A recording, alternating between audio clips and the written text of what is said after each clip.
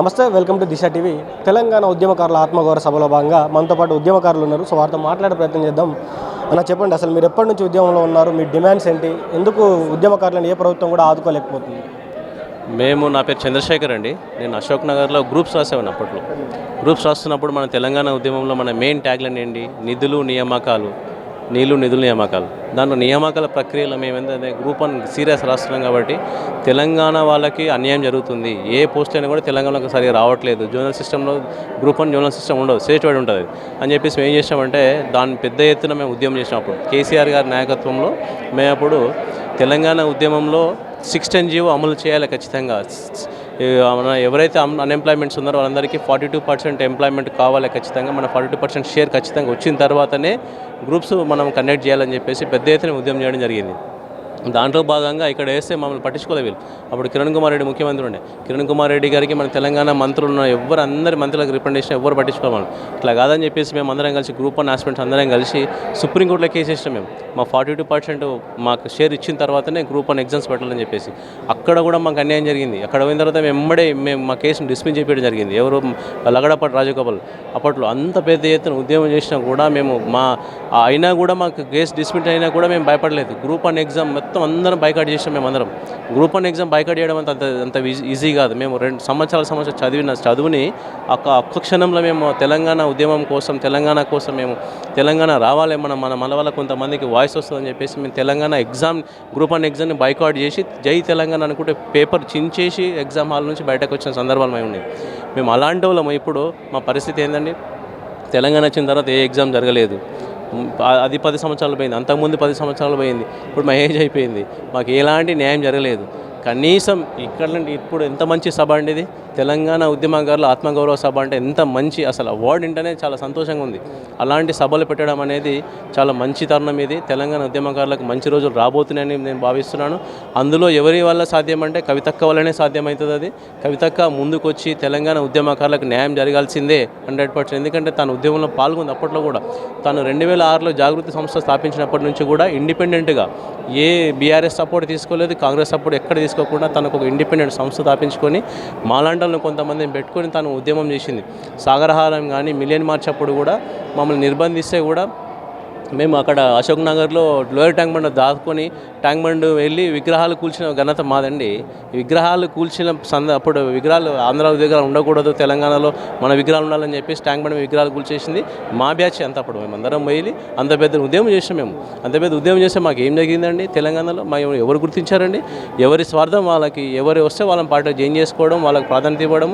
మాలాంటి నమ్మకం ఉందా కవిత గారి మీద? ఎందుకంటే గతంలో కూడా వారి పార్టీలోనే అధికారం ఉండేది, తాను ఆ పార్టీలో సభ్యురాలు. ఆ రోజు కూడా ఎప్పుడు కూడా ఉద్యమకారుల గురించి మాట్లాడిన పరిస్థితి లేదు. ఈరోజు సడన్గా ఈరోజు ఉద్యమకారులని కూడా ఉద్యమకారుల సైడ్ వస్తుంది. రాజకీయం కోసమా లేకపోతే నిజంగానే ఉద్యమకారుల మీద ప్రేమ? 100% నిజాయితీగా మా కవితకు వస్తుంది. ఎందుకంటే నేను తన దగ్గరుండి నేను గమనిస్తున్నాను. అప్పటి నుంచి కూడా తన ఆవేదన పడేది. మన తెలంగాణ ఉద్యమం చేసిన ప్రతి ఒక్కరికి అన్యాయం జరుగుతుంది, ఏం చేద్దాం అర్థం కావట్లేదు, మనం ఎట్లా అప్పుడు తన వెంట మేము తిరిగినాం. కవితకి అంటే అప్పట్లో మేము అంబేద్కర్ విగ్రహం పెట్టాలన్నప్పటి నుంచి కూడా మేము ఏ ఉద్యమం చేసినా కూడా మేము అందరం పార్టిసిపేట్ చేసి తిరిగారు.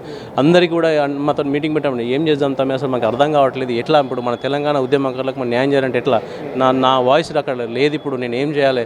అసలు నన్నే పక్కన పెట్టే పరిస్థితి వస్తుంది, నాకేం అర్థం కావట్లేదు అన్నప్పుడు కూడా సర్లేనాక ఏం చేస్తాము? వాళ్ళు పట్టించుకున్నప్పుడు కొత్త తెలంగాణ ద్రోహులను తీసుకొచ్చి అందరినీ పార్టీలో పదవులు ఇచ్చినప్పుడు తను చాలా ఆర్గ్యుమెంట్ చేసింది, ఇన్నర్గా చేసింది. ఎందుకంటే ఒక పార్టీలో ఉన్నప్పుడు సిస్టమేటిక్ ఉంటుంది, క్రమశిక్షణ పాటించాల్సిన అవసరం ఉంటుంది.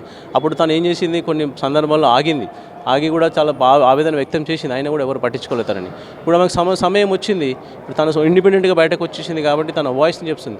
నేను 100% చెప్తున్నాను, తెలంగాణ ఉద్యమకారుల ప్రతి ఒక్కరిని చెప్తున్నాను. తెలంగాణ ఇప్పుడు కవితక్క నేను దగ్గరుండి ఒక 15-16 సంవత్సరాలు నేను గమనిస్తున్నాను. తెలంగాణ ఉద్యమకారులకి 100% న్యాయం జరుగుతుంది నేనైతే భావిస్తున్నాను. 100% న్యాయం చేసేంత వరకు కవితకు వదలదని నేను గట్టిగా నమ్ముతున్నాను. తెలంగాణ ప్రభుత్వంలో తెలంగాణ రాష్ట్రంలో ఉన్నటువంటి ఎవరైతే ఉద్యమకారులు ఉన్నారో వారికి న్యాయం జరగాలంటే ప్రభుత్వాలు ఏం చేయాలి? అసలు మీ డిమాండ్స్ ఏంటి? ఏముందండి, మొన్న రేవంత్ రెడ్డి ఏమి ఇచ్చాడు హామీలు? 250 గజాల స్థలం ఇస్తా అని చెప్పినాడు. 250 గజాల స్థలం ఖచ్చితంగా ఇవ్వాల్సిందే. వాళ్ళకి పెన్షన్ ఇవ్వాల్సిందే.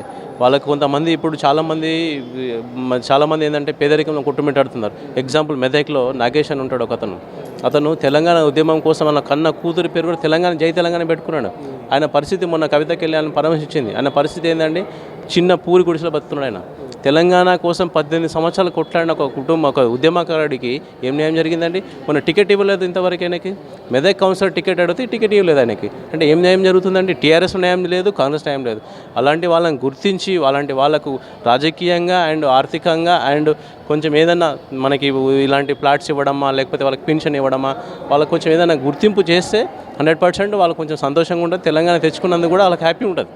రానున్నటువంటి రోజుల్లో కవిత గారి పార్టీ ఎస్టాబ్లిష్ అయిన తర్వాత మరి తెలంగాణ ప్రజలు యాక్సెప్ట్ చేసే విధంగా ఉన్నాయా? అక్కడ అంటే తెలంగాణ ప్రజలు యాక్సెప్ట్ చేస్తారా? 100% ఉండదండి. 100% తెలంగాణలో తొలి మహిళా ముఖ్యమంత్రి కవిత గారు కాబోతున్నారు. ఇది రాసి పెట్టుకోండి. 100% జరుగుతుంది.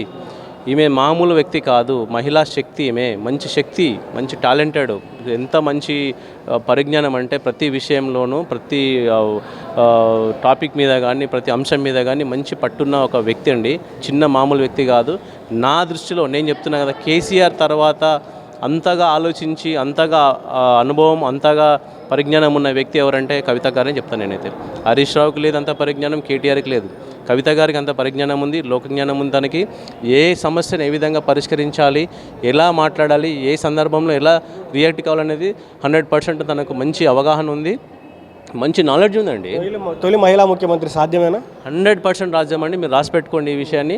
100% తెలంగాణ తొలి మహిళా ముఖ్యమంత్రిగా కవితగా ప్రమాణ స్వీకారం చేయబోతుంది. 100% చేస్తుంది, చేసి చూపిస్తుంది తను. ఎందుకంటే తన కార్యాచరణ కానీ తన ప్లానింగ్ కానీ పర్ఫెక్ట్గా ఉంటుంది. అంత ఈజీగా ఏదో చాలామంది కంపేర్ చేస్తున్నారు షర్మిలతో పోతుంది అట్లా ఇట్లా. షర్మిల అట్లా కాదండి. యాజ్ ఏ జగన్ కదా అలా తండ్రి నుంచి బయటకు వచ్చిన తర్వాత జీరో నుంచి ఎలా స్టార్ట్ చేసి ఆయన ఒక ముఖ్యమంత్రి అయినాడో ఈరోజు కూడా కవితక్క సేమ్ అంత పెద్ద లెజెండ్ కడుపులో పుట్టిన కవితక్క కూడా జీరో నుంచి స్టార్ట్ చేసి ఈరోజు రేపు ముఖ్యమంత్రి కాబోతుంది. చూసి పెట్టుకోండి, రాసి పెట్టుకోండి. కంపేర్ చేస్తే జగన్తో కంపేర్ చేయండి అంతే తప్పితే షర్మిలతో కానీ లోకేష్తో కానీ అంత కంపేర్ చేయకండి. అసలు వాళ్ళకి వీళ్ళకి చాలా నక్కకు నాగలోకం తేడా ఉంటుంది. ఏ విధంగా అయితే జగన్ కసి పట్టుదలతో పార్టీని స్థాపించి జీరో నుంచి స్థాపించి ఆయన ఒక ముఖ్యమంత్రి అయినాడో అదేవిధంగా జీరో స్థాయి నుంచి ఇప్పుడు కవితక్క పార్టీ స్థాపించి 100% ముఖ్యమంత్రి అవుతుంది.